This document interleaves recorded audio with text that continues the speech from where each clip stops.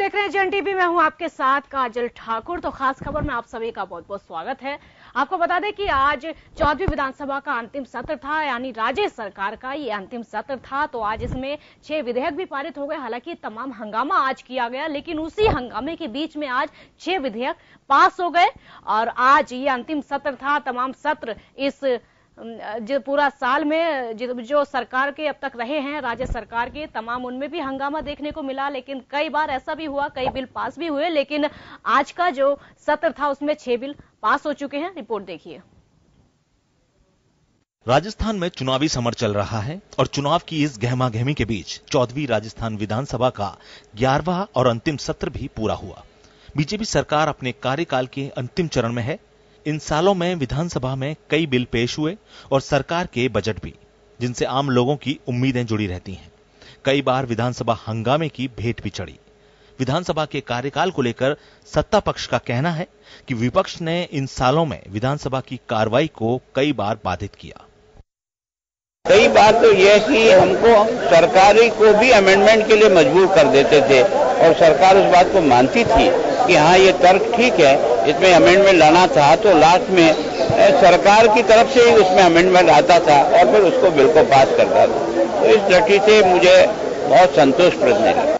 हालांकि विपक्ष की उपस्थिति पहले से कमजोर जरूर हुई विधानसभा में, लेकिन विपक्ष ने भी कई मुद्दों पर सरकार को जमकर घेरा। लेकिन विपक्ष का आक्रामक रुख कई बार हंगामे में भी तब्दील हुआ। विपक्ष का आरोप है कि सत्ता पक्ष ने विधानसभा के सत्र में जनता की भलाई के लिए कुछ नहीं किया। कि सत्ता पक्ष ये कह रहा है कि विपक्ष ने जो भूमिका निभाई है वो हंगामा करना और ये करना, विपक्ष तो चाहता है।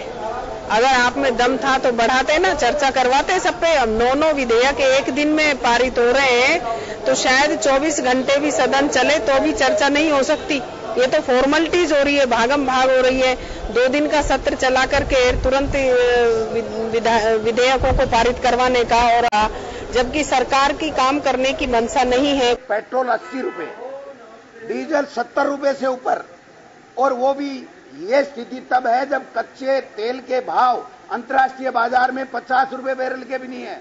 आप समझ सकते हो कि ये लूट मचा रखी है इन्होंने, मोदी जी ने। और यहाँ इनके केंद्रीय पेट्रोलियम मंत्री कहते हैं कि जो भाजपा की सरकार है वो अपना वेट कम करें, इसके बावजूद ये करने को तैयार नहीं है। किसी भी सरकार के लिए उस प्रदेश की विधानसभा एक मंदिर की तरह होती है, जहां आम जनता और प्रदेश के विकास से जुड़े फैसले लिए जाते हैं और उनकी नींव तैयार की जाती है। बीजेपी सरकार के इस कार्यकाल में विधानसभा के सत्र तो कई आए, लेकिन सवाल यह है कि क्या जो वादे बीजेपी सरकार ने किए थे वो तत्परता से पूरे हुए या नहीं। ब्यूरो रिपोर्ट, जन टीवी न्यूज। तो इस चर्चा में शामिल होने के लिए हमारे साथ कई मेहमान मौजूद हैं। हमारे साथ मदन राठौड़ जी बीजेपी से मौजूद हैं और विवेक धाकर जी कांग्रेस से सोता जी विधायक हैं और ओम सैनी जी वरिष्ठ पत्रकार हैं। सबसे पहले ओम सैनी जी आप ही के पास आऊंगी। इन 5 सालों में 14 सत्र हुए हैं। सारे सत्र आपने देखे हैं, किस तरह की कार्रवाई हुई, किस तरह का हंगामा हुआ, किस तरह के बिल पारित हुए। और जो ये अंतिम सत्र है 3 दिनों का सिर्फ इसको रखा गया और इसमें 6 बिल आज पास हो गए, 9 बिल कल पास हो गए थे। सारे सत्रों की जो जानकारी है वो आपसे जानना चाहेंगे। सबसे पहले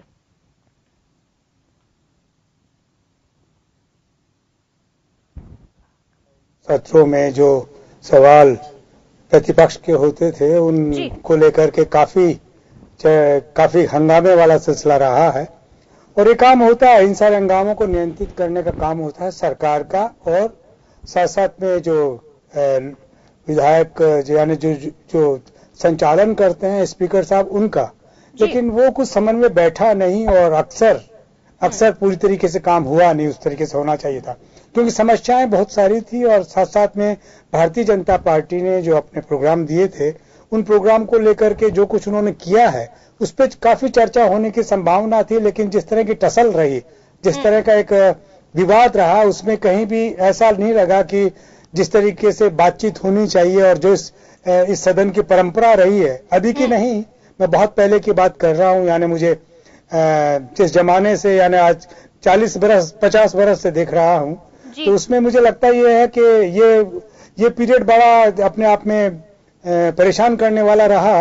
और खासतौर से जो समस्याएं लोगों के सामने थी, किसानों की अपनी समस्याएं, नौजवानों के बेरोजगारी की समस्याएं, और जिस तरीके से महंगाई का जो सिलसिला चला, और अभी आपने सुना, अभी डोटासरा कह रहे थे कि डीजल और पेट्रोल के भाव जैसे बढ़ रहे हैं, और पहले मेरा ख्याल है कि सरकार स्वयं ऐसे कामों में और प्रतिपक्ष के साथ में मिलकर केंद्र सरकार को बाध्य किया करती थी कि ये सब रुकना चाहिए, लेकिन ऐसा कुछ देखने को मिला नहीं। सिर्फ इतना सा मिला कि एक दूसरे पे लांछन लगते रहे। और जिस तरीके से अभी ये सारे विधेयक जो पारित हुए हैं, ये बड़े हास्यास्पद तरीके से पारित हुए हैं।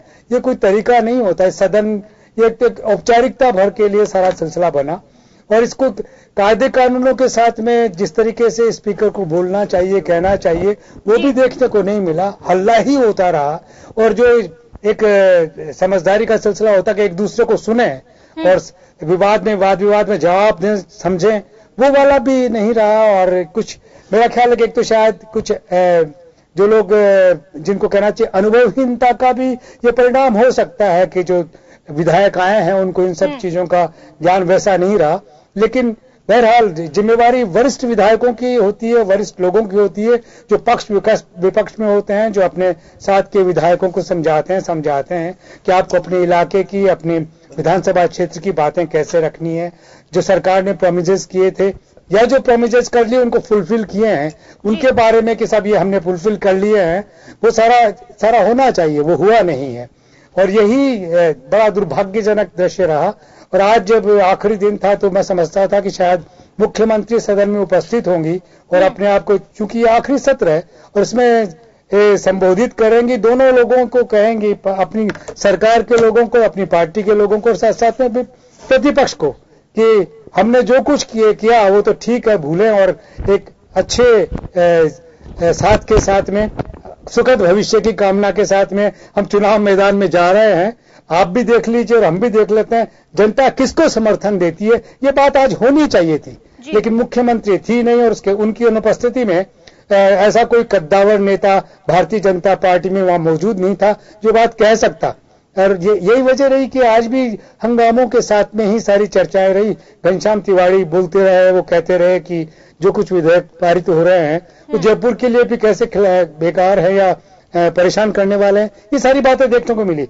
बाकी बात तो मेरे से ज्यादा बेहतर तो जो इस वक्त सरकार के प्रतिनिधि बैठे हैं, मदन राठौर साहब, वो बता पाएंगे कि वो संतुष्ट हैं क्या। जी बिल्कुल मदन जी, आप इसलिए मैं तो संतुष्ट नहीं हूँ, लेकिन मदन जी संतुष्ट होंगे। उन्हीं से जान लेते हैं। मदन जी, आप ही के पास आऊंगी। अभी ओम जी को हमने यहाँ पर सुना, आपसे जानना चाहूंगी, आपकी सरकार का अंतिम सत्र ये था, तो आपने जिस तरह की उम्मीद, जिस तरह की आशा की थी, क्या उतना चल पाया, उम्मीदों पर खरा सत्र उतर पाया आपकी? नहीं, उम्मीदों पर खरा नहीं उतरा। ये बात जो सैनी साहब ने कही है बिल्कुल सही बात है कि आज का दिन ऐसा था। ये सब जो माननीय सदस्य जब जीत करके आते हैं, जनता से बहुत उम्मीदें हैं जनता को, और यहाँ आकर के सदन की चौखट पर अपना माथा टेकते हैं। इस सदन, ये इसको मंदिर, लोकतंत्र का मंदिर मान करके इसके अंदर प्रवेश करते हैं कि हम जनहितों के काम करेंगे। और आज विदाई का दिन ही मानना चाहिए लगभग, क्योंकि संभवतः ये अंतिम सत्र ही है। अब तो कोई बहुत आकस्मिक कोई अचानक बुलाए आसन तो एक अलग बात है, अदरवाइज तो ये अंतिम सत्र है, तो इसको भी वंदन करके निकलना चाहिए था। आपस में प्रेम सद्भाव के साथ में सबको विदाई लेना चाहिए था, और शुभकामनाएं एक दूसरे को देनी चाहिए थी कि फिर से हम जन सेवा के लिए समर्पित हों, इस प्रकार का अपेक्षित था। लेकिन विपक्ष ने हंगामा किया, ये ठीक बात नहीं है। ये बात सही है कि विधेयक लगभग 15 विधेयक हमने इस दो दिनों में, 3 दिन का सत्र था उसमें पारित किए। ये बीएससी में तय होता है, बिजनेस एडवाइजरी कमेटी में तय होता है, जिसमें सभी दलों के प्रतिनिधि उसमें मौजूद होते हैं और सबकी राय से ये कार्य वितरण तय होता है। बिजनेस का क्या होगा ये तय होता है, तो उसके हिसाब से बीएससी की मीटिंग के अनुरूप ये सदन चला है। लेकिन विपक्ष ने सहयोग नहीं किया, हंगामा किया। जैसे शुरुआती प्रश्नकाल जो ही पुकारा जाता है, जैसे प्रश्नकाल में जनता का बहुत पैसा लगता है और उत्तर प्राप्त करने में बहुत लंबी चौड़ी सरकारी मशीनरी लगती है, तो निश्चित रूप से प्रश्नकाल को चलने देना चाहिए था। और जो शून्यकाल होता है उसमें वो अपनी बात उठाते, ये शून्यकाल ही होता है जो अपने अपने विषय उठाने के लिए, वो तो प्रश्नकाल के समय ही हंगामा करने लग गए। मैं सोचता हूँ ये उन्होंने ठीक व्यवहार नहीं किया। उनमें कोई गंभीर व्यक्ति नहीं था। हालांकि प्रद्युम्न सिंह जी थे कल, वो गंभीर व्यक्ति हैं, उनको समझाना चाहिए था आपने। लेकिन विपक्ष बटा हुआ है, बिखरा हुआ है, एक दूसरे से जलन रखता है, एक दूसरे से मतलब ऐसा सोचता है कि कहीं वो आगे नहीं बढ़ जाए, वो मीर नहीं मार ले, मुझको श्रेय लेना है। और हाईजैक करने का जो काम किया कि सत्र को, सदन को कैसे हाईजैक कर ले, इस प्रकार का प्रयास हुआ है, जो मैं सोचता हूं कि ठीक नहीं था। इसके लिए हमको एक बार सोचने, सबको सोचने के लिए मजबूर होना पड़ेगा। ठीक है, आपने कहा विपक्ष बटा हुआ। जी, ठीक है, विवेक जी से जानना चाहेंगे। जी, विवेक जी, तमाम हंगामा यहाँ पर आपकी तरफ से भी देखने को मिला। हालांकि आपका जो हंगामा था, कई मुद्दे आपकी तरफ से यहाँ पर उठाए गए कि बिना बहस के बिलों को पारित कर दिया गया और तमाम किसानों के, महंगाई के तमाम मुद्दों को यहाँ पर उठाया गया। लेकिन अभी यहाँ पर आप पर यह भी कहा गया है कि विपक्ष बटा हुआ है। यहाँ पर क्या कहेंगे, कहाँ तक आप इसको सही मानते हैं? इससे मैं पूरी तरह सहमत हूँ। ये ध्यान डाइवर्ट करने का एक माध्यम, एक तरीका है।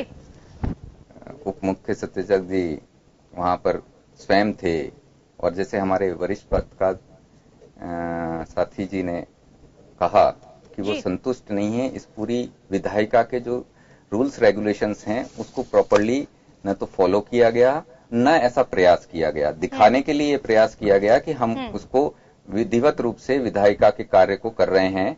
इसका छोटा सा मैं एक एग्जाम्पल दूं कि 9 मार्च को गत्र सत्र का वो हुआ था, समापन हुआ था, और 9 सितंबर तक वापस 6 महीने के मैंडेटरी प्रोविजन के तहत ये सदन आवश्यक रूप से बुलाया जाना था।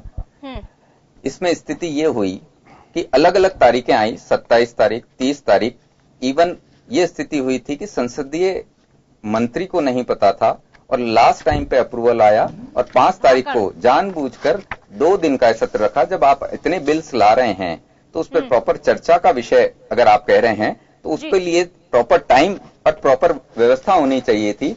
और जो ये बताया जा रहा है कि भाई हमारी पूरी मंशा थी सही से चलाने की, और विपक्ष ने इसको बाधित किया। गौरव यात्रा के ऊपर जो वर्डिक्ट आया था माननीय उच्च न्यायालय जोधपुर जानबूझकर समय, उसके बाद ये आवश्यक हो गया। बिल्कुल, आपने कहा कि जानबूझकर ये समय कम रखा गया है। उसको हमको वहां पर वो करना था। और जैसा कि हमारे पत्रकार साथी जी ने कहा है कि लास्ट सेशन में हाईकोर्ट के वर्जन के बाद वापस सीएम गौरव यात्रा पर चली जाती हैं। 2 दिन के सेशन में भी उपस्थित होना आवश्यक नहीं समझते। शुक्रिया काजल। मैं विवेक जी अपन बात कर रहे हैं। देखिए, मैं ओवरऑल अगर हम बात करना चाहें कि बड़ा महत्वपूर्ण मुद्दा है कि 11 सेशन हुए हैं 14वीं विधानसभा के, और लगातार चिंता जो जाहिर की जाती है कि बैठकें कम हो रही है। ये बात ठीक है कि जब 10वां सेशन बजट सत्र हुआ तो सबसे ज्यादा बैठकें हुई, उसके एक रिकॉर्ड रहा कि, रिकॉर्ड तो मैं नहीं कह सकता, लेकिन अभी हाल ही में जो सेशन चल रहे थे उसमें एक अच्छा, एक लंबा वो कार्यकाल उस बजट सत्र का रहा। यहां बड़ा सवाल यह है कि कई ऐसे महत्वपूर्ण मुद्दे हैं, चाहे सत्ता हो, सत्ता पक्ष हो, चाहे प्रतिपक्ष हो। ये लोकतंत्र का वो पवित्र मंदिर है। हम किसी अगर मंदिर में जाते हैं, हमसे कोई भूल होती है, हम देखते हैं हमारे बुजुर्ग मंदिर में झुक करके नमस्कार कर रहे हैं, चप्पल खोल करके जाते हैं, शिव जी को जल चढ़ा रहे हैं।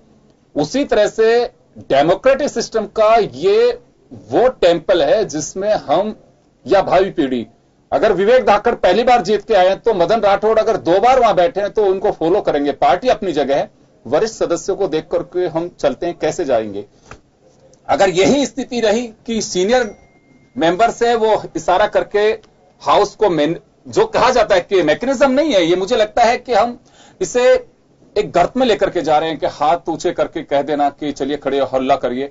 आने वाला सदस्य क्या सोचेगा कि शायद प्रोसीडिंग का पार्ट है ये, अगर हम हल्ला नहीं मचाएंगे तो हमारे सीनियर्स खुश नहीं होंगे। मैं बीच में एक बार ओम जी के पास वापस जाना चाहूंगा। ओम जी, चिंता यह है कि मैं 11 सत्र को लेकर के बात नहीं करना चाहता, 11 सत्र किस तरह से बेट चढ़ा, एक 2 मिनट की बात है, लेकिन चिंता इस बात को लेकर के होनी चाहिए कि अगर आप क्वेश्चंस लगातार हाउसेज में देखें कि हाउस खत्म, उसके बाद में प्रश्न पहले भी हुआ ये, और अब की बार रिकॉर्ड तोड़ दिया, अधिकारी जवाब नहीं दे पाते हैं।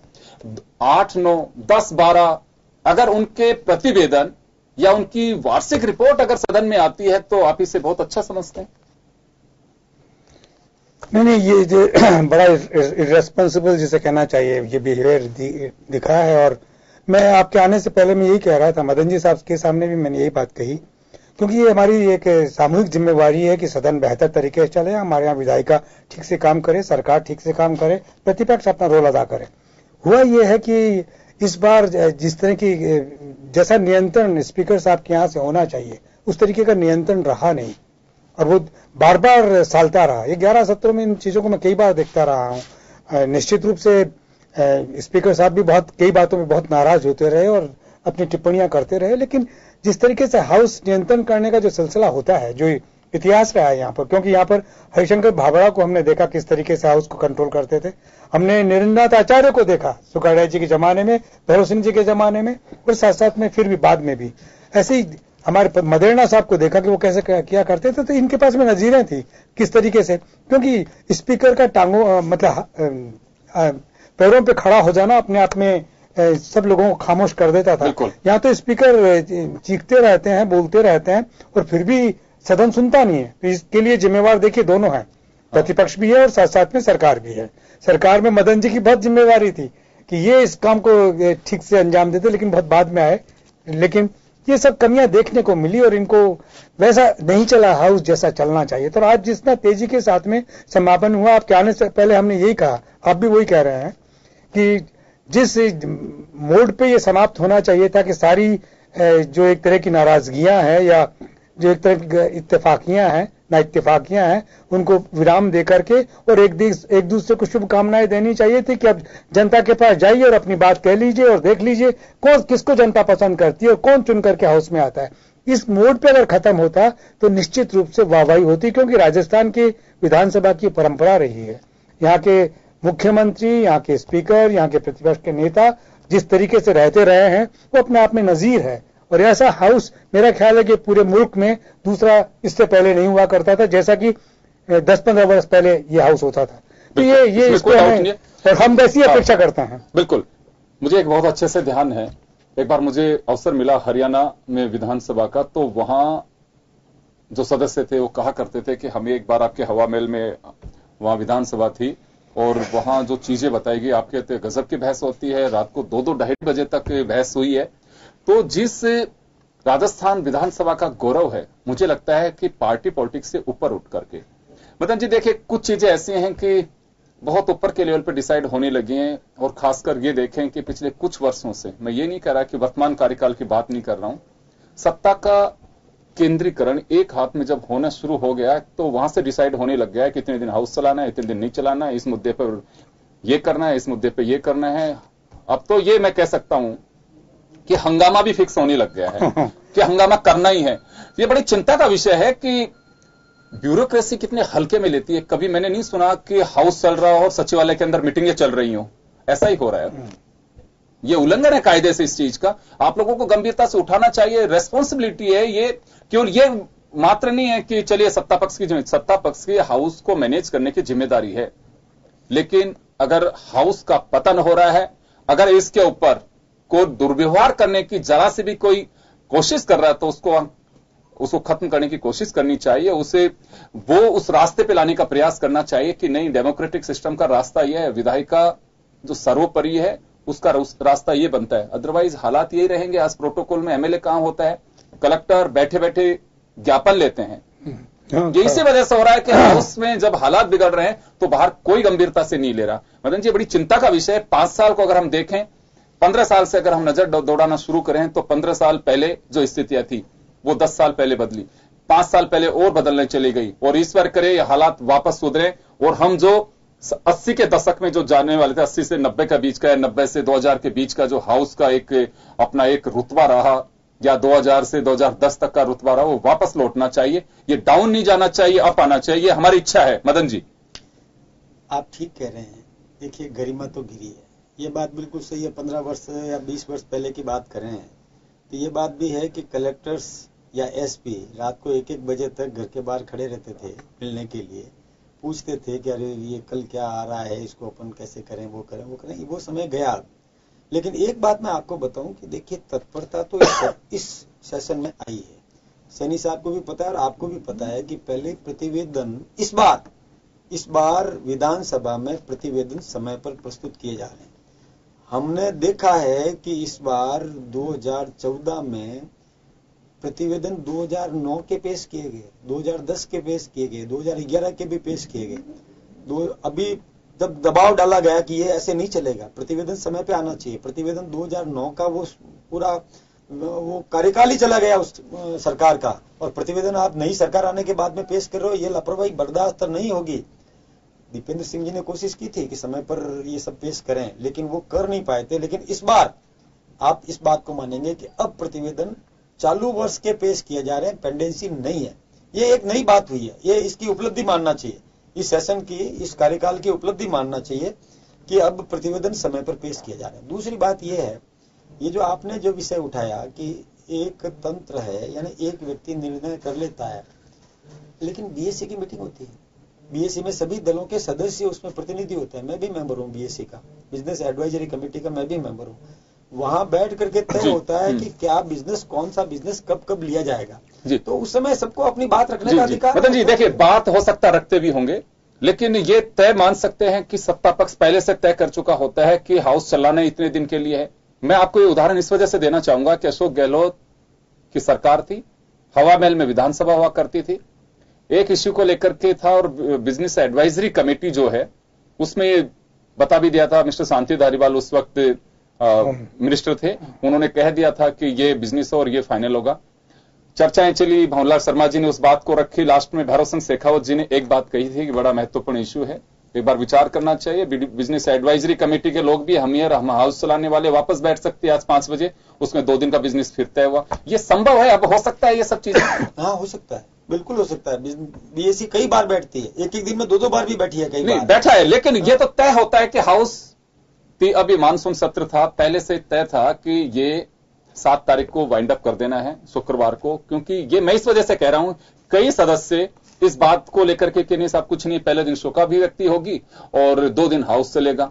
ये क्या होता है, कई लोग बातचीत में ऐसे बोल देते हैं जी, उसको लोग मान लेते हैं कि हाँ ऐसा ही होगा, लेकिन जब बीएससी में बैठते हैं उस समय कोई ऐतराज करे तो उसको गंभीरता से लिया जाता है। कोई कहे कि नहीं ये ऐसे नहीं चल सकता है, इसको तो हम एक दिन में कर नहीं सकते। अब जैसे शिक्षा का था, एजुकेशन से संबंधित सारे बिल थे, तो सभी एक ही विषय पर सब बोलने वाले थे जी, तो वो लगभग ऐसा माना गया। लेकिन मैं फिर भी एक बात बताऊं, ये बात तो आपकी मैं मानता हूं कि एक दिन में इतने विधेयक पारित नहीं हो सकते हैं, उसको अपन रात को 1-1 बजे तक, 2-2 बजे तक चलाने की बात हो सकती थी, या कोई पेंडिंग रह जाता तो नेक्स्ट डे हो जाता, बीएससी वापस बैठ जाती, उसमें कोई दिक्कत की बात नहीं है। लेकिन यहाँ तो समस्या ये है कि बीएससी वो विधेयक का नंबर तो बाद में आवे, क्वेश्चन ओवर ही नहीं चलने देवे, क्वेश्चन ओवर शुरू ही नहीं होने देवे, उसी समय हंगामा शुरू कर दे तो फिर क्या माना जाएगा। विवेक जी आपके पास आना चाहूंगा, एक सेकंड, मैं 1 सेकंड में अपनी बात करूंगा। केवल हंगामा करने के लिए दिन बढ़ा देना कि और अधिक दिन हंगामा करते रहे, मैं सोचता हूँ ये बुद्धिमत्तापूर्ण नहीं, सार्थक बहस होनी चाहिए। हम तो ये कहेंगे कि शोका भी व्यक्ति का, देखिए परंपराओं से हाउस चलता है, उस दिन को भी आपको यूटिलाइज करना चाहिए कि अगर उसमें कुछ हो सकता है आप 2 घंटे के लिए, हो सकता है कि मेरी अपनी राय है कि मैं इसमें ये आप लोगों को तय करना है। मैं विवेक जी आपके पास आऊंगा मैं, लेकिन 1 मिनट के लिए पहले मैं एक बार ओम सैनी साहब के पास जाऊंगा। ओम जी, ये भी एक परंपरा बनी हुई है कि 1 दिन के लिए शोकाभिव्यक्ति के बाद में हाउस को 1 दिन के लिए स्थगित कर दिया जाता है। क्या वास्तव में इस समय का यूटिलाइज करने की कुछ परंपरा डाली जानी चाहिए? ये मेरे समझ में भी नहीं आया कि ये क्यों ऐसा करते हैं कि भाई आप गम में हैं और इसलिए आज आप काम नहीं कर सकेंगे, 2 घंटे का ब्रेक ले सकते हैं। वैसे ये जरिया हुआ है, कई बार हुआ है, ये जरिया बार हुआ है कि सदन चला है। हाँ, तो ये वैसे जरिया है कि इस दिन जिनको आप श्रद्धांजलि दे रहे हैं, सच्ची श्रद्धांजलि तभी होगी कि जब आप शख्सियत को लेकर के और बात किया होता है। 2 लोग तो ऐसे थे, अटल बिहारी वाजपेयी पूर्व प्रधानमंत्री और साथ साथ में सोमनाथ चटर्जी। एक स्पीकर कैसा होना चाहिए, क्या क्या उसको त्याग करना पड़ता है, ये मौका था कि पूरा पक्ष विपक्ष इस पे बोलता है, चर्चा सब ऐसे ही देश ने खोया है, जिन्होंने अपने तेवर दिखाए हैं, तो ये मौका था, इससे ये सब चर्चाएं होती और अगले दिन इनको साया करता मीडिया, तब पता लगता कि राजस्थान होना चाहिए ये विधानसभा में क्या कुछ होता रहा। बिल्कुल विवेक जी आपके पास आना चाहूंगा। पहली मर्तबा आप जीत करके आए, आपने हाउस की चीजों को बाहर से देखा भी होगा, क्योंकि जो आदमी हाउस के बारे में समझता है, चीजों को देखता है, वो ही वहां तक जाने की कोशिश करता है। अगर मुझे लगता है कि मुझे इस सर्विस में जाना है तो एग्जाम की तैयारी तभी करता हूं जब उसके बारे में थोड़ा समझता हूं। तो कैसा महसूस करके आपने चुनाव लड़ा था और यहां आने के बाद में कैसा महसूस कर रहे हैं?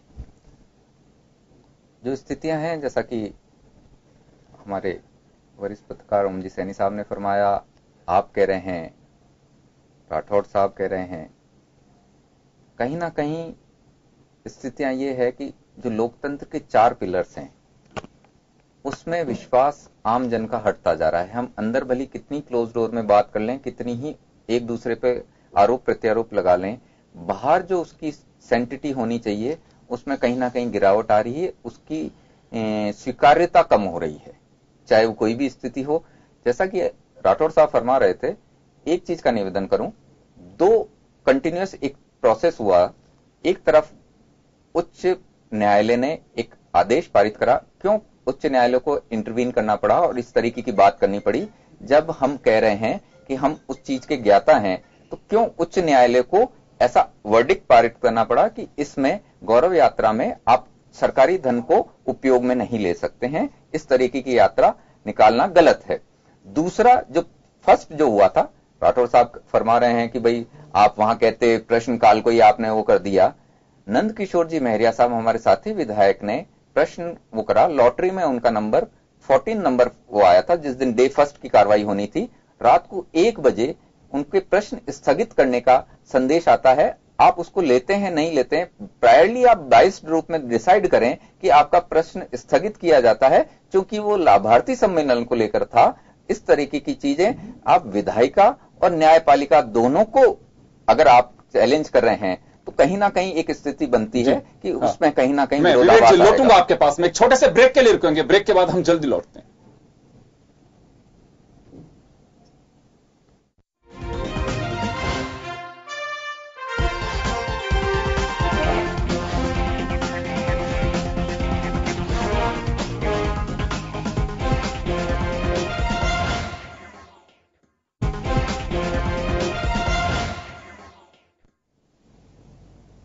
ब्रेक के बाद एक बार फिर आपका स्वागत है। आप देख रहे हैं खास खबर, बात कर रहे हैं राजस्थान विधानसभा अनिश्चित काल के लिए स्थगित कर दी गई। यह नई बात नहीं है, लेकिन सवाल यहां पे यह है कि जिस तरह से माना जा रहा है कि 14वीं विधानसभा का यह आखिरी सत्र रहा। 3 दिन का सत्र, 1 रोज शोकाभ्युक्ति, 2 दिन हंगामे की भेंट चढ़ गया। लगता है कि काफी महत्वपूर्ण मुद्दों पर चर्चा हो सकती थी। सत्ता पक्ष और विपक्ष दोनों की गंभीरता पर भी सवाल उठता है कि ऐसा क्या हुआ कि जब टेबल टॉक होती है, आंदोलन खत्म कर दिए जाते हैं, एक दूसरे के खून के प्यासे होते हैं, वो नजदीक आ जाते हैं सत्ता पक्ष और प्रतिपक्ष, जिनमें यह कहा जाता है कि मतभेद हो सकता है, मनभेद नहीं होता है, विचारधारा अलग हो सकती है, लेकिन एजेंडा एक है। तो ये दूरियां क्यों नहीं कम हो पा रही हैं, ये एक बड़ा सवाल है। जिस मिठास के साथ में एक नए सपनों की उड़ान के साथ अगर इस हाउस से विदाई होती, तो मुझे लगता है कि बड़ी खूबसूरती के साथ ये दृश्य लोकतंत्र के पृष्ठों में शामिल होता। लेकिन हंगामे की भेंट चढ़ करके लिखा जाएगा कि 14वीं विधानसभा का आखिरी सत्र का आखिरी दिन भी हंगामे की भेंट चढ़ा। तो मुझे लगता है एक बड़ा गंभीर विषय है कि इस पर चर्चा करनी चाहिए कि ऐसा क्या हो रहा है कि कम से कम, और हर गलती, हर कमजोरी कुछ न कुछ आपको सीख देती है, लेसन देती है। अगर हम कमजोरी को सुधार पाते हैं तो मुझे लगता है कि वो भी महान है। और अगर हम कमजोरियों में डूबते चले जाएं और उनको परंपरा, हमारी हैबिट बना लें, तो मुझे लगता है कि लोकतंत्र को बचा पाना बहुत मुश्किल होगा। हम कभी अंग्रेजों को से लड़ाई, जो जिन लोगों की वजह से आज हम खुली सांस ले रहे हैं, मुझे लगता है कि उनके प्रति ना सच्ची श्रद्धांजलि होगी, ना हम उस चीज को बचा पा रहे हैं जो हमारे पुरखों से हमें वसीयत के रूप में समझिए या हमारे को एक विरासत के रूप में मिली है। वो उसी को अगर हम नहीं बचा पाएंगे तो हम खाक के आजादी की जंग लड़ सकते थे। मैं एक बार धाकड़ साहब के पास वापस जाना चाहूंगा। विवेक जी, हाउस को चलाना दोनों पक्ष की जिम्मेदारी होती है, सत्ता पक्ष भी चलाए, प्रतिपक्ष भी चलाए, लेकिन हाउस को मैनेज करने की बड़ी जिम्मेदारी सत्ता पक्ष की है। प्रश्नकाल और शून्यकाल दो बहुत ही महत्व, ये तो पूरे आवर्स महत्वपूर्ण होते हैं, लेकिन दोनों चीजें बहुत महत्वपूर्ण होती है कायदे से प्रतिपक्ष के लिए, सत्ता पक्ष को घेरने के लिए। मुझे लगता है कि 2 दिन में जो करंट इश्यूज जिनको लेकर के कांग्रेस या प्रतिपक्ष के लोग बाहर प्रदर्शन कर रहे थे, सरकार को घेरने का प्रयास कर रहे थे, एक बड़ा प्लेटफॉर्म आप लोग चूक गए, उसे आप लोग पीछे हट गए। नहीं, ऐसी बात नहीं है। उसी के लिए हम बार बार उस पर स्ट्रेस कर रहे थे, उसी के लिए हम वो कर रहे थे। एक चीज में जोगिंदर जी निवेदन करूं, मदन जी हमारे आदरणीय हैं, जैसा आपने कहा हमारी संस्कार और संस्कृति दे रही है कि हमें बड़ों का सम्मान होना चाहिए, सीनियरिटी जूनियरिटी क्या लाइन है। मदन जी के बाद अगर एज में मानूं तो योगेंद्र जी का सम्मान उससे ज्यादा होगा, और फिर सैनी साहब को कहूं तो वो और भी सम्मान, जितनी ज्यादा उम्र और संख्या होती जाएगी उस हिसाब से बात होती जाएगी। मैं ये कह रहा हूं अगर इतनी चीज थी तो सरकार को प्रचंड बहुमत मिला है, 150 से ऊपर की सीटें 200 में आने के बाद कहीं ना कहीं ये प्रयास सरकार की तरफ से आना चाहिए था। अगर ऐसी चीज थी, जैसा कह रहे हैं कि राठौर साहब फरमा रहे हैं कि बीएसी की मीटिंग होती है उसमें सभी मेंबर्स होते हैं, तो क्या ऐसा कारण रहा कि अगर वहां हंगामा भी हुआ, बात भी कर रहे हैं हम, वहां बात तो वैसे खैर वाजिब भी कर रहे थे, गौरव यात्रा में जो सरकारी धन का दुरुपयोग हुआ उसकी बात कर रहे थे, या हम बात कर रहे थे किसानों की कर्ज माफी को लेकर जो एक अघोषित रूप से आगे के कर्जों को देने में जो रोक लगाई है और जो उसमें जो संख्यात्मक आंकड़े बताए हैं उसको लेकर हम बात कर रहे थे। तो कहीं ना कहीं वहां से प्रयास होना चाहिए था, कहीं बिठाने की बात होनी चाहिए थी, हमारी बात सुनते, ये बात कहते कि हाँ ठीक है हम आपकी बात को मानते हुए 2 दिन और एक्सटेंड कर देंगे। स्थिति ये हुई कि फर्स्ट दिन के बाद जहां इतनी चीज हो रही है उसका अपोजिशन हो रहा है। क्या ऐसे कारण हो सकते हैं? आज हमारी भी संकल्प रैली निकल रही है, हमारे माननीय अध्यक्ष जी, राष्ट्रीय अध्यक्ष जी का वो आने के बाद की भारत बंद का जो हमने डिसीजन लिया है इस पेट्रोल डीजल की हाइक को लेकर, इसको लेकर करौली की जो मीटिंग होनी थी 10 तारीख को मीटिंग होनी थी, आज 7 तारीख को हमने इंटीमेट कराया कि वो मीटिंग एक दिन आगे 11 तारीख को होगी। क्या ऐसी मजबूरी थी कि सीएम सेकंड डे ही वापस गौरव यात्रा को, इतना क्या अडामेंसी थी, इतनी क्या वो थी? आप बात कर रहे हैं संसदीय परंपराओं, लोकतांत्रिक परंपराओं का, तो आप कहां वो? विवेक जी देखिए यहां गंभीरता का प्रश्न है, दोनों तरफ सवाल खड़े होते हैं। मैं ओम जी के पास जाना चाहूंगा। ओम जी, हाउस दिन से शुरू होता है, उस दिन कोशिश की जानी चाहिए कि सभी, जैसे मैं कह रहा हूं ये कि वरिष्ठ सदस्यों से आपने जो कुछ जर्नलिज्म में किया हम आपको फॉलो करते हैं, और कुछ ऐसे लोग जिनको आपने पढ़ा होगा, आपने भी कोशिश की होगी कि जर्नलिज्म के ये कुछ सिद्धांत हैं, हमें इसको फॉलो करना चाहिए, वो हम सीखते हैं, कितना मेंटेन कर पाते हैं, लेकिन कोशिश की जाती है। विवेक धाकड़ जी मदन जी को फॉलो करेंगे, मदन जी ने भी 5 लोगों को औरों को देखा होगा। यहां दोनों तरफ गंभीरता पे सवाल मैं इस वजह से खड़ा कर रहा हूं कि जिस दिन से हाउस शुरू होना था, पहला दिन था, नेता प्रतिपक्ष पचपदरा गए हुए थे। लगातार जो 2 दिन रहे, 6 और 7, उसमें मुख्यमंत्री साहिबा यहां से नदारद रही हाउस से अपने गौरव यात्रा के।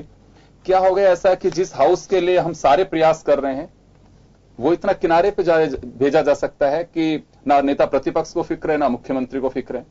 देखिए, कुल मिलाकर के इसमें ये लगता है कि जो पॉलिटिकल पार्टीज हैं उनका अनुशासन बड़ा सख्त हुआ करता था पहले। आलाकमान ने जो कुछ फैसला कर लिया उसके साथ साथ में पूरे देश के अंदर वो सारी पॉलिटिकल पार्टी उस तरीके से बिहेव करती थी। मुझे लगता यह है कि वो अब बड़ा कमजोर हो रहा है और पॉलिटिकल पार्टीज में प्रतियोगिता के बजाय शत्रुता का भाव पैदा हो रहा है। ये अपने आप में बड़ा खतरनाक पॉइंट है जहां पर कि शत्रुता नहीं हो सकती। आप भी विकास के लिए प्रतिबद्ध हैं और प्रतिपक्ष भी प्रतिबद्ध है, फिर उसके बाद में ये कटुता क्यों, इस तरह का ये शत्रुता वाला भाव क्यों? आप जवाब दीजिए। और जवाब के लिए भाषा भी हुआ करती थी जिसमें बड़ी भद्र भाषा का प्रयोग होता था। एक दूसरे के लिए संबोधन बड़े प्रिय हुआ करते थे, न इत्तेफाकियां बयान करने के लिए और साथ साथ में आलोचना के लिए भी ऐसी भाषा का इस्तेमाल नहीं किया जाता था जिससे कि दूसरा आदमी उत्तेजित हो। हाँ, उसको इस कदर वो कर दिया जाए कि वो बोल ना सके, इतने तथ्य उनके सामने प्रस्तुत किया जाए। वो धीरे धीरे लोप हो रहा है और वो लोप होने का कारण मुझे ये नजर आता है कि जिम्मेवारी निश्चित रूप से पॉलिटिकल पार्टीज के जो सर्वोच्च लोग हैं उनके साथ साथ में जिनको आप ये दायित्व देते हैं कि आप हाउस चलाएंगे, विधानसभा चलाएंगे, सरकार चलाएंगे या प्रतिपक्ष में बैठेंगे और प्रतिपक्ष की जिम्मेवारी निभाएंगे, उन लोगों के साथ में भी ये कमजोरी आ गई है। और ये जब तक नियंत्रित नहीं होगी, जब तक इसमें मिल बैठ करके बात नहीं की जाएगी, अब तो देखिए, अब जब देख ही रहेंगे जैसा पूरे देश के अंदर जैसा माहौल बना हुआ है वो बड़ा तकलीफदेह है। मैं राजस्थान को लेकर बड़ा चिंतित हूँ। राजस्थान में इससे पहले ऐसे कभी नहीं हुआ जैसे कि अभी होने लगा है। और खासतौर से जिस तरह की भाषा इस्तेमाल की जाती है पक्ष प्रतिपक्ष के लिए एक दूसरे की तरफ से, वो अच्छी नहीं है। जैसा संवाद हम अभी मदन जी का और विवेक जी का सुन रहे हैं वो तो बहुत अलग किस्म का है, लेकिन ऐसा संवाद विधानसभा में सुनने को नहीं मिलता। एक दूसरे के प्रति लोकतंत्र में ऐसे संवाद की उम्मीद की जाती है। अंदर आंखें तरेड़ने वाली बात या ऐसी बात जो अपने आप में बड़ी अपमानजनक लगे, ऐसी बात कहने का सिलसिला कभी रहा ही नहीं। मुझे तो याद है भैरव सिंह जी शेखावत को संबोधित करते हुए उस वक्त एक बार जब जोशी जी की गवर्नमेंट थी शायद, और ये दामोदर जी के पुत्र जो विधायक हुआ करते थे सुरेंद्र जी, उन्होंने कुछ कह दिया था तो खड़े होकर भैरव सिंह जी ने कहा कि आप मेरा नाम लेके कह रहे हैं। तो उन्होंने तत्काल ये कहा था कि मिस्टर भैरव सिंह शेखावत, मिस्टर भैरव सिंह शेखावत, तो आप उन्होंने कहा कि मैं माफी चाहूंगा साहब, ये श्री अंग्रेजी में श्री होता है सर। इस पे देखिए क्या कमाल का दृश्य हुआ था, और कैसे माफी मांगी उन्होंने। देखिए ऐसा संबंध हमने देखा है इस विधानसभा के अंदर। तो यहाँ तो अब जिस तरह की भाषा बोली जाती है, किसकी माफी, स्पीकर साहब भी नाराज होते हैं तो खूब खफा होकर कुछ बोलते हैं, और साथ साथ में प्रतिपक्ष के नेता भी कुछ बोलते हैं, और सरकार की तरफ चिंता इस बात को लेकर के है कि देखे, बाकी तो देखे विधायिका को तय करना है, हम रिक्वेस्ट कर सकते हैं, हम आपसे निवेदन आपको आगाह कर सकते हैं, रिक्वेस्ट इस बात से कर सकते हैं कि आगे आने वाला जो भी हाउस होगा उसको आप उसी तरह से प्रोसीडिंग में लाइए, हाउस को ऑर्डर में उसी तरह से लाइए, और नेताओं को सोचना चाहिए, खासकर सीनियर लीडर्स को, कि जब से हाउस शुरू हो तब से वहां रहें। एटलीस्ट बहुत ज्यादा काम नहीं हो तो पहले तो होता ही यही था कि नेता प्रतिपक्ष, मुख्यमंत्री हाउस में नहीं है तो अपने चैम्बर में होते थे, भाई कोई बड़ी बात तो नहीं गई, कोई इश्यू तो नहीं है, तुरंत निकल करके आते थे, जवाब देते थे। लेकिन अब इस हाउस को सेकेंडरी मत बनाइए, इसको प्राथमिकता ही रखिए। केवल सत्ता की कुर्सी प्राथमिकता नहीं होनी चाहिए, हाउस का अपना रूल है। हम केवल मंदिर में जाएं तो खीर खाने नहीं जाएं, केवल उस मंदिर की आरती और पूजा में भी शामिल हो। मैं राठौड़ साहब ये जानना चाहता हूं, और मैं गुजारिश कर रहा हूं आप लोगों से कि वास्तव में खीर के साथ साथ भगवान की पूजा भी करिए आप लोग। देखिए मैं एक बात बताऊं, ये सभी सदस्य जानते हैं, आप भी जानते हैं कि मुख्यमंत्री जी और मंत्रिमंडल के सदस्यों का दिन निर्धारित होता है, और वो दिन पाबंद किया जाता है, उस दिन वो वहां रहे जवाब के लिए, ये जवाब के लिए। तो दिन अलग मैं माफी चाहूंगा राठौड़ साहब, ये भी अभी शुरू किया है, ये हमको तो विगत 15 वर्षों से पता है। दिन निर्धारित होते थे कि किस दिन वो उनको रहना है, बाकी वो रहना उनको हमेशा है, लेकिन वो दिन निर्धारित थे। तो मुख्यमंत्री जी का जो दिन था उस दिन मुख्यमंत्री जी थे, बाकी दिन उनके लिए आवश्यक नहीं थे, पहली बात। दूसरी बात, जो कांग्रेस के वरिष्ठ नेता हैं अशोक गहलोत जी, मैं विगत 15 वर्षों से बिल्कुल 10 वर्ष तो वो विपक्ष में रहे हैं।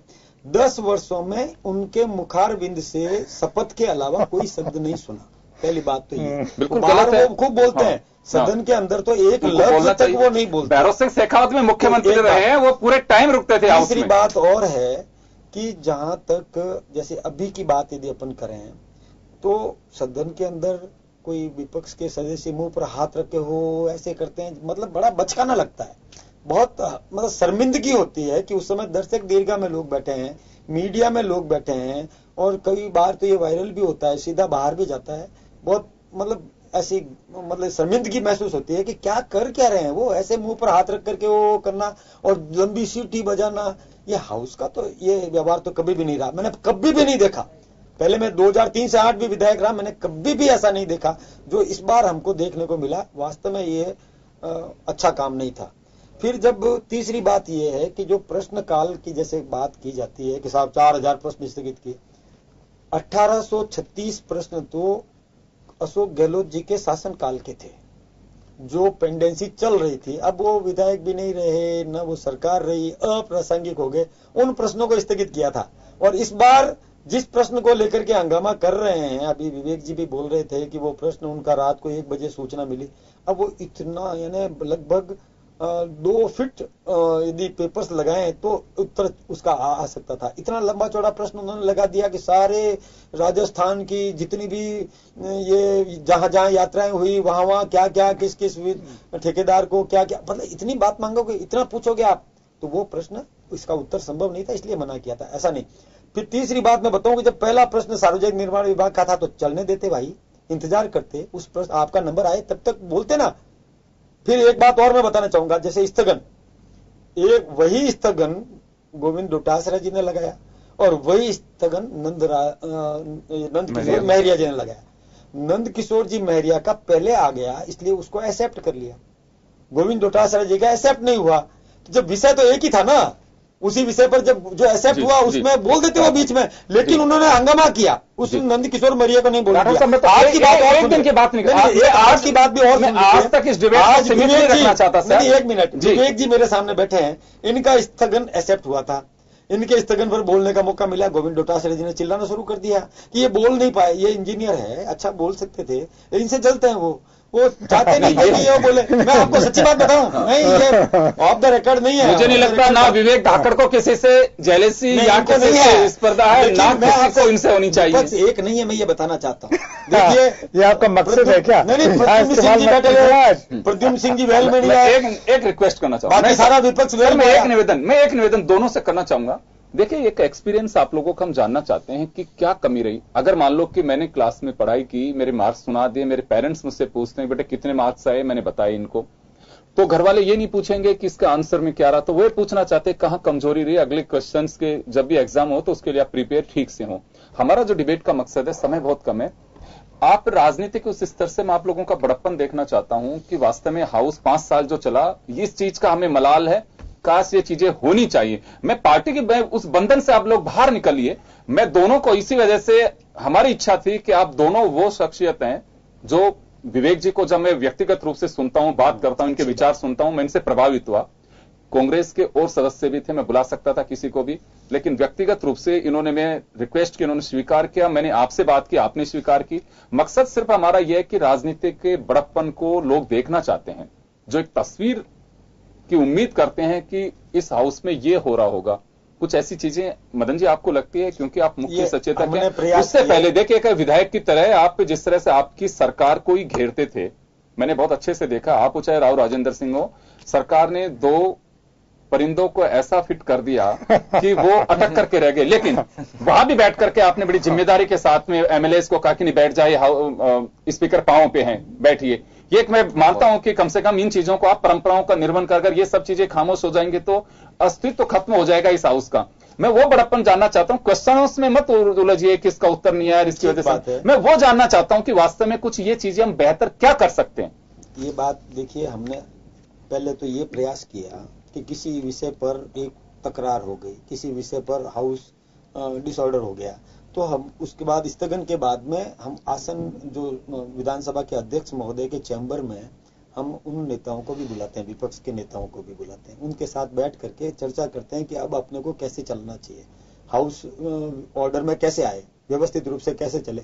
आपने देखा होगा इन 5 वर्षों में भी कई बार ऐसे बिंदुओं पर यदि किसी से खेद प्रकट करवाना पड़ा तो करवाया है, और करवा करके भी हाउस ऑर्डर में लाए हैं। ये व्यवस्था भी हमने की है ना, कैसे ऑर्डर में आए, इसके लिए क्या संशोधन करना, कौन बोलेगा, कभी सीएम बोलेंगे, कभी नेता प्रतिपक्ष बोलेंगे, कौन कब बोलेगा, बोला करके उसको वापस व्यवस्थित करना। जो एक पटरी से हट गया था, अनुशासन डगमगा गया था, तो उसको वापस अनुशासित तरीके से कैसे करें, तो तय होता था अंदर बाहर बैठ करके, आओ मतलब जैसे चैम्बर में बैठ करके ये तय हो जाता था। उसके बाद हाउस में जाकर के वैसे ही करके और उसको फिर लाइन पे ले आते थे। लेकिन अभी हमने कई बार नेता जो ये अभी डोटासरा जी जो हाईजैक करते हैं इस हाउस को, उनको भी हमने कहा कि आज आप चलने दीजिए, आज की बात है, आज भी हमने कहा कि आप चलने दीजिए। मदन जी देखिए, मेरी जो चिंता, मैं आपको निवेदन करना चाहूंगा, ओम जी को बहुत लंबा एक्सपीरियंस है, आप इसी बिल्डिंग की बात करना शुरू करिए कि जब 2003 में वसुंधरा जी की सरकार थी, उसके बाद प्रतिपक्ष बड़ा मजबूत था, दोनों तरफ से बातें की जाती थी, कई बातों को सत्ता पक्ष को मानना भी पड़ता था, मुख्यमंत्री उसमें बीच में हस्तक्षेप करके उस मामले, आप हाउस के मेंबर थे उस वक्त भी। उसके बाद अशोक गहलोत साहब की सरकार आ गई, अशोक गहलोत साहब की सरकार आ गई तो प्रतिपक्ष और सत्ता पक्ष दोनों की तरफ से ही बड़ा, मैं कहूंगा कि जो एक उम्मीद की जानी चाहिए थी वैसा नहीं रहा हालात हाउस के, वो डाउन चले गए। स्पीकर कई बार कोशिश भी करते हैं लेकिन नहीं बैठ पाता था। सत्ता पक्ष की ओर से जो हंगामा बरतता था, प्रतिपक्ष उस वक्त जिस स्थिति में था, आज की जो पोजीशन है, आप लोग सत्ता पक्ष में हैं, लेकिन आप लोगों ने ये नसीहत उस घटनाक्रम से नहीं ली जो आप लोगों के लिए तकलीफदेह होती थी कि सत्ता पक्ष का ये रवैया नहीं होना चाहिए, जिसकी बाहर मीडिया के सामने शिकायत करते थे। वो बदलाव सत्ता पक्ष में आने के बाद नहीं हुआ कि प्रतिपक्ष के प्रति कैसा आचरण होना चाहिए। कल क्या स्थितियां होंगी, 2018 दिसंबर तक अगर चुनाव सही समय पर होते हैं, परिणाम आएंगे, क्या तस्वीर 15वीं विधानसभा की होगी। मैं तो ये कहना चाहूंगा कि एक सौहार्दपूर्ण स्थितियां होनी चाहिए थी। एक दिन इसके लिए आप लोगों को डेप्यूट करना चाहिए था कि 5 साल आज पार्टी लाइन कोई मायने नहीं रखती है।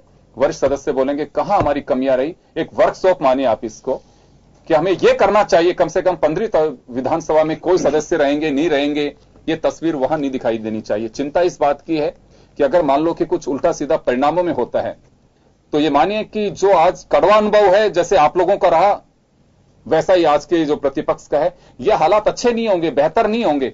ये कटुता खत्म होनी चाहिए और हाउस का मतलब हाउस होना चाहिए और हाउस का मतलब हाउस तभी होगा जब सीनियर लीडर चाहे वो अशोक गहलोत हो, चाहे वसुंधरा राजे हो, चाहे मिस्टर डूडी हो, चाहे दूसरे नेता हो, हाउस में और हाउस की तरीके से रहे। कोई व्यक्तिगत ये नहीं है कि अगर किसी एक व्यक्ति का किसी मंत्री के साथ में अगर द्वेष है तो वो बिल्कुल हाउस के उसमें आपके रुख में दिखना चाहिए, वो नहीं होना चाहिए। पब्लिक की प्रॉपर्टी है, पब्लिक की तरह से रवैया करना चाहिए और पब्लिक के प्रति हमारी क्या जवाबदेही है उसका एहसास होना चाहिए। मुझे लगता है इसकी कमी रही राठौड़ साहब, इसका अभाव रहा, इससे दुरुस्त होना बहुत जरूरी है।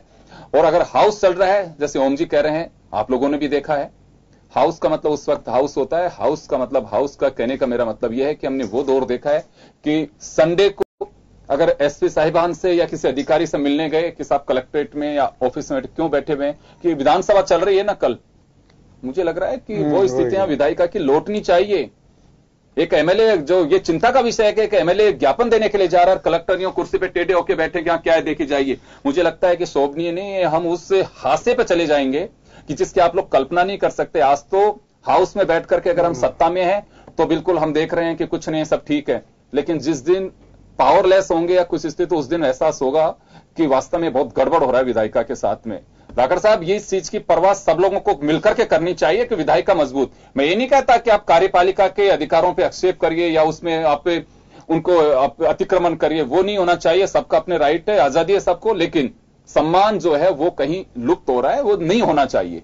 आपने भी देखा होगा, सुना भी होगा। जी ओम जी, और ये योगेंद्र जी नई बात नहीं है, इस बात को आज के 10 वर्ष पहले भी महसूस की गई थी। अशोक गहलोत जब मुख्यमंत्री बने थे सबसे पहले उन्होंने आदेश दिया था कि जो निर्वाचित प्रतिनिधि हैं, चाहे पार्षद है, चाहे एमएलए है, चाहे सांसद है, उसको हमारे जो लोक सेवक हैं उनको बाकायदा सम्मान देने के साथ में पेश आना चाहिए। ये कंटिन्यूटी भी खत्म होंगे। और साथ साथ में मैं ये भी कहना चाहता हूं कि 2 उदाहरण हैं जो मेरा ख्याल है कि सबसे ज्यादा याद रखे जाने चाहिए। एक तो ये कि सन 1980 में जब लोकसभा के अंदर सिर्फ 2 सदस्य थे भारतीय जनता पार्टी के, उनको उतना ही सम्मान मिलता था जितना बाकी लोगों को उसी तरीके से वो मिलता था। और फिर मैं 77 का दृश्य याद करवाना चाहता हूं, जब हम जनता पार्टी का शासन लेके आए तो हम जो भी प्रतिपक्ष के लोग थे, चाहे नाथुराम जी बैठे हों चाहे कोई और बैठे हों, उनको उतना ही सम्मान मिलता था जितना कि मिलना चाहिए प्रतिपक्ष के नेता के रूप में। वो चीजें जो खत्म हो रही है ये अपने आप में तकलीफ दे है और ये जिम्मेवारी आप दोनों की है, यानी आप पक्ष की और प्रतिपक्ष की।